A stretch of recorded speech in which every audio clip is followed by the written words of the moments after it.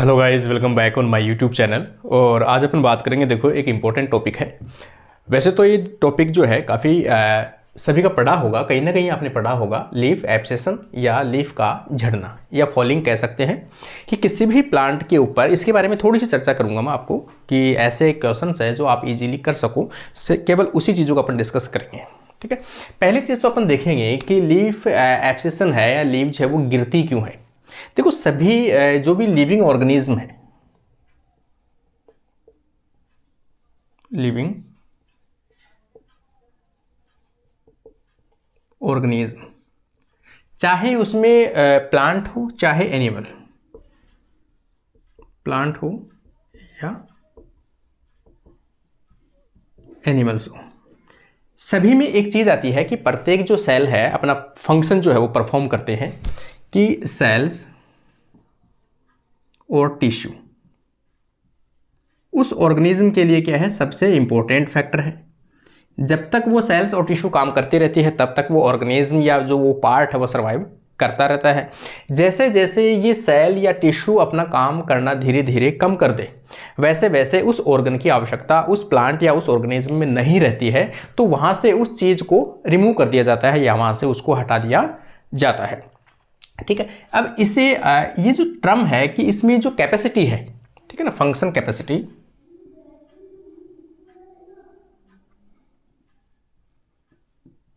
Function of या function कह सकते हो या कैपेसिटी कह सकते हो, वो धीरे धीरे क्या होती है, कम होती है। उस टर्म को अपन क्या कहते हैं, सेनिसेंस अपन कह सकते हैं, सेनिसेंस कह सकते हैं, एजिंग कह सकते हैं। और ये जो टाइम है, इस टाइम पर जो सेल्स है धीरे धीरे अपना फंक्शन कम करना नहीं कर पा रही है या बंद कर दी है फंक्शन करना, उस टाइम में वो सेल्स कैसे या जो वो पार्ट है उनको क्या कर दिया जाएगा, न्यूट्रल कर दिया जाएगा, इनएक्टिव कर दिया जाएगा। उस कंडीशन को अपन क्या कहते हैं, सेनिसेंस के नाम से जानते हैं। सेनिसेंस कह सकते हैं या एजिंग कह सकते हैं। अब लास्ट में जो पार्ट ऑर्गन एजिंग में चला गया है, सेनिसेंस में चला गया है, जिनकी आवश्यकता नहीं है, काम करने में सक्षम नहीं है, उनको क्या कर लिया जाएगा, वहां से हटा दिया जाएगा। जिसकी आवश्यकता नहीं है वहां से उसको क्या कर दिया जाएगा, हटा दिया जाएगा। देखो अब यहां पर अपना जो टर्म है, अपन किस लिए पढ़ रहे हैं, यहां पर अपन पढ़ रहे हैं लीफ के लिए, कि जो पत्ती है उसे कब गिराया जाता है,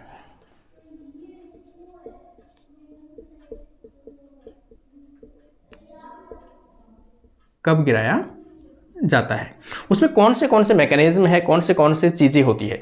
देखो इसमें सबसे इंपॉर्टेंट है, मैं आपको पहले बता दूं कि लीफ एसेशन जब होता है, लीफ जब गिरती है, उस टाइम के लीफ जहां से जुड़ी हुई है तने से, उस पार्ट को अपन क्या कहते हैं, पिटियोल कहते हैं, पर्णवृंत के नाम से जानते हैं,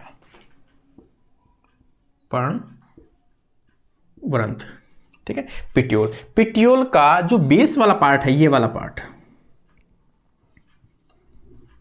पिटियोल बेस पार्ट या आधार भाग जो है, वहां पर एक आभासी एक लेयर बनती है, यहां पर एक लेयरिंग बनती है, एक लेयरिंग प्रेजेंट होती है, ये कह सकते हैं अपन, उसे कहते हैं एब्सेशन लेयर या एब्सेशन जोन के नाम से जानते हैं।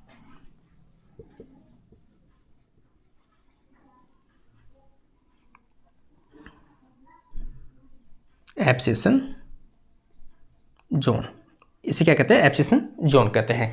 एब्सेशन जोन जो है ये एक यहां पे प्रेजेंट होती है। ठीक है, अब देखो आगे अपन होता क्या है इसमें, धीरे धीरे अपन देखेंगे पूरा हार्मोन का सिस्टम। सबसे पहले अपन देखते हैं इसमें कि जो लीव्स है, इसके जो टिप वाले पार्ट है, यहां पर, यहां पे इनमें एक हार्मोन का सिंथेसिस होता है। कौन से हार्मोन का सिंथेसिस होता है, ऑक्सिन का, यहां से इंडोल एसिटिक एसिड या ऑक्सिन हार्मोन का क्या होता है, सिंथेसिस होता है। जो भी यंग लीव्स है, यंग लीव्स टिप्स पर क्या बनता है, ऑक्जिन हार्मोन का सिंथेसिस होता है। ऑक्जिन हार्मोन जो है वो धीरे धीरे पूरी लीव्स के अंदर क्या करता है, फैलता रहता है। और ये ऑक्जिन हार्मोन जो है, ये ऑक्जिन हार्मोन यहाँ से होता हुआ कहाँ तक पहुँचता है, इस लेयर तक पहुँचता है। किस लेयर तक, एब्सिसन जोन तक पहुँचता है। एब्सिसन जोन जो है, एब्सिसन जोन के ऊपर ये जो मॉलिक्यूल है, जब तक यहाँ तक आते रहेंगे और दूसरी लीव्स में जाते रहेंगे या फिर यहाँ तक आएंगे, तब तक जो है एब्सिसन जोन को ये क्या बनाए रखेगा, इसको मेंटेन रखता है। इसको बनाए कौन रख रहा है, ऑक्जिन हार्मोन।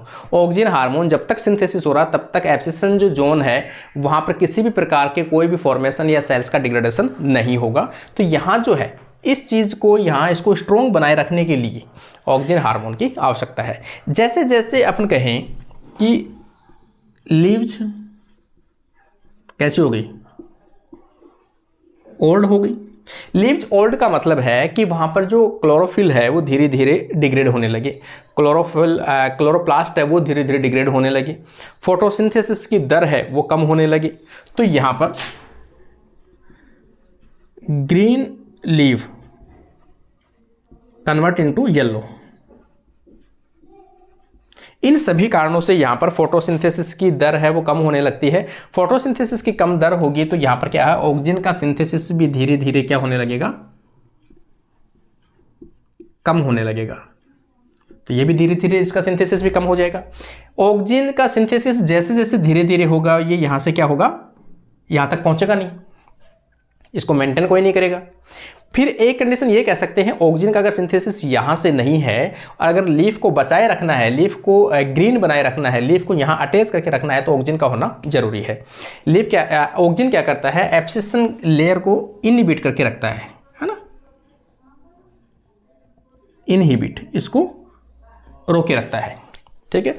अब कुछ टाइम पे ऐसी होती है कि यहाँ पर सपोज कोई और लीव्स है, यहाँ पे यंग लीव्स है, इसमें क्या बन रहा है, ऑक्सीजन बन रहा है, और वो ऑक्सीजन जो है वो धीरे धीरे यहाँ से होते हुए यहाँ तक आने लगता है। ऑक्सीजन तो ट्रांसफर करेगा यहाँ पे, लेकिन जैसे जैसे ऑक्सीजन ट्रांसफर करता है, दूसरी सेल से ऑक्सीजन आता है, दूसरी पत्तियों से ऑक्सीजन आता है, इस ऑक्सीजन को रोकने के लिए यहाँ पर, इस ऑक्सीजन को रोकने के लिए यहाँ पर जो है कौन से हार्मोन का लेवल बढ़ने लगता है, इथाइलिन का। इथाइलिन का इस प्लांट में, इस पोर्शन में इथाइलिन हार्मोन की कंसंट्रेशन बढ़ने लगती है। इथाइलिन हार्मोन की कंसंट्रेशन जैसे जैसे बढ़ेगी वो क्या करेगा, इसको एक्टिवेट करेगा, किसको, एब्सिसन जोन को। एब्सिसन जोन जो है उसे अपन, इसमें एब्सिसन जोन की जो सेल्स होती है, इसमें जो एक परत बनती है, ठीक है ना, एक सेल्स की, सेल क्या करते हैं, डिवाइड करने लगते हैं, सेल्स डिवाइड, सेल्स डिवाइड करेगी, और ये सेल्स की डिवाइड होने के बाद में एक लेयर बनेगी, क्या बनेगी, लेयर बनेगी, जिसे अपन सेपरेटिंग जोन कहते हैं, सेपरेटिंग जोन। तो एब्सिसन जोन के अंदर अब क्या बन गई, सेपरेटिंग जोन बन गई, सेपरेटिंग लेयर बन गई। सेपरेटिंग लेयर किसके कारण से बनी है, इथाइलिन के इंडक्शन के कारण से, इथाइलिन हार्मोन के बढ़ने के कारण से और ऑक्सीजन हार्मोन के कम होने के कारण से वहां पर क्या बना है, सेपरेटिंग जोन बनी है। सेपरेटिंग जोन में एक हार्मोन और इंपॉर्टेंट रोल प्ले करता है, यहां पर एब्सिसिक एसिड। एब्सिसिक एसिड भी कुछ हद तक क्या करता है, इसको इंड्यूस करता है। वैसे इथाइलिन है लेकिन एब्सिसिक एसिड भी इसको क्या करता है, पत्तियों को गिराने के लिए रेस्पॉन्सिबल होता है। अब देखो ऑक्सीजन यहाँ से इधर जा नहीं रहा, ऑक्सीजन बन नहीं रहा, बाहर से इसको आने नहीं दे रहे, और यहाँ पर जो लेयर है, पिट्यूल की जो जोन था जिसे अपन कह रहे थे यहाँ पर एब्सिसन जोन है, इस एब्सिसन जोन में क्या क्या होगा, अब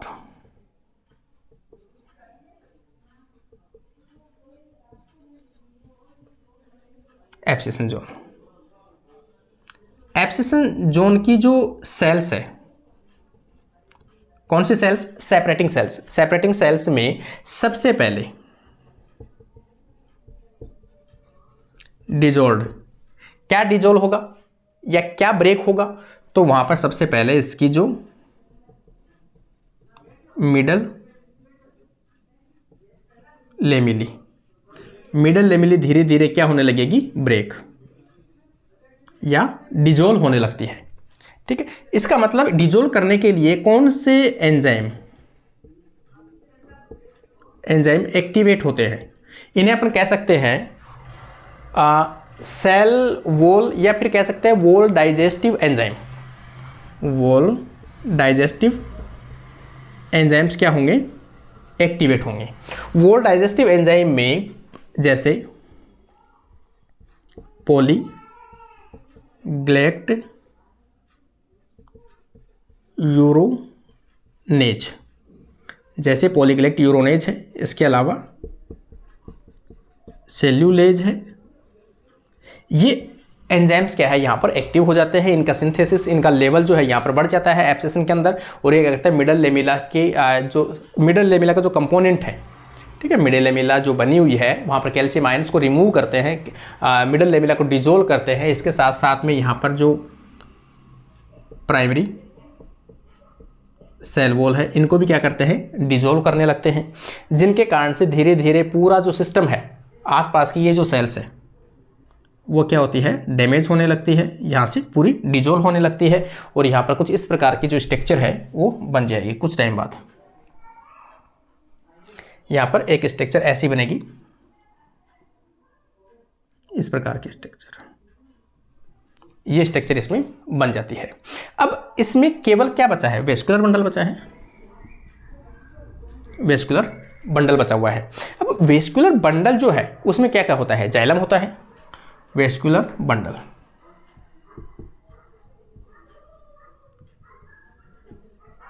वेस्कुलर बंडल जो है उसमें जाइलम, जाइलम में क्या बनने लगता है, यहाँ पर एक आउट ग्रोथ अपन कह सकते हैं कि डिपोजिशन कह सकते हैं, इनर आउट ग्रोथ कह सकते हैं, उसके नाम से टाइलोज बनता है, टाइलोज प्लग के नाम से कह सकते हैं। क्या बनता है, जो जाइलम है यहाँ पर, इस जाइलम में एक क्या बनता है, टाइलोज प्लग बन जाता है। इस प्लग से इसमें वाटर का प्लस मिनरल का ट्रांसपोर्ट रोक दिया जाएगा। ठीक है, जाइलम में से इनको क्या चाहिए, यहां पर जाने के लिए वाटर की आवश्यकता पड़ेगी। अब यहां पर जो जाइलम था उसमें क्या बन गया, प्लग बन गया, तो क्या हो गया, ब्लॉकेज हो गया। तो यहां पर जो जाइलम वो क्या हो गया, ब्लॉक हो गया, जाइलम ब्लॉक हो गया। दूसरी चीज है यहां इसको किसकी आवश्यकता पड़ती है, फूड की आवश्यकता पड़ती है। खुद फूड धीरे धीरे बनाना कम हो गया तो फूड की बाहर से इसको क्या पड़ेगी, आवश्यकता पड़ेगी। तो यहां पर दूसरी कंडीशन अपन देखेंगे, फ्लोएम, फ्लोएम इसमें जो है कैलोज का प्लग बनता है, किसका बनेगा, कैलोज का प्लग बनेगा, जिसके कारण से फूड का ट्रांसलोकेशन है वो भी रुक जाएगा, फूड ट्रांसलोकेशन इनहिबिट, वो भी क्या कर दिया जाएगा, ब्लॉक कर दिया जाएगा, जिसके कारण से इसको फूड भी नहीं मिल पाएगा, वाटर और मिनरल्स भी नहीं मिल पाएगा। तो धीरे धीरे एक कंडीशन ऐसी आएगी कि यहाँ की जो सेल्स है वो भी क्या पड़ने लगेगी, सॉफ्ट पड़ने लगती है। और सॉफ्ट जैसे ही पड़ेगी तो यहाँ पर ये जो लीव्स है वो नीचे की तरफ क्या होगी, गिर जाएगी, लीफ गिर गई। तो पहली स्टेप जो थी वो तो थी एब्सिसन जोन और सेपरेटिंग लेयर का फॉर्मेशन करना।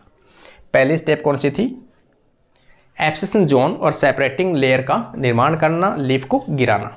सेकंड अपन कह सकते हैं प्रोटेक्टिव लेयर का निर्माण करना, कि यहां पर जैसे ही मान लो सपोज यहां से लीफ गिरी हुई है,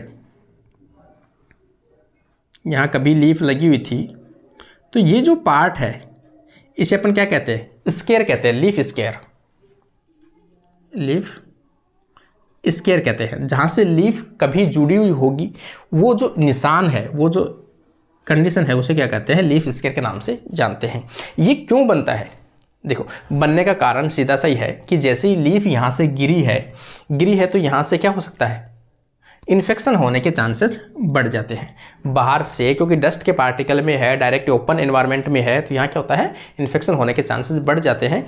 इसलिए यहाँ सबसे पहले जैसे ही लीफ गिरती है तो लीफ गिरते ही यहाँ पर एक प्राइमरी प्रोटेक्टिव लेयर का निर्माण होता है, प्राइमरी प्रोटेक्टिव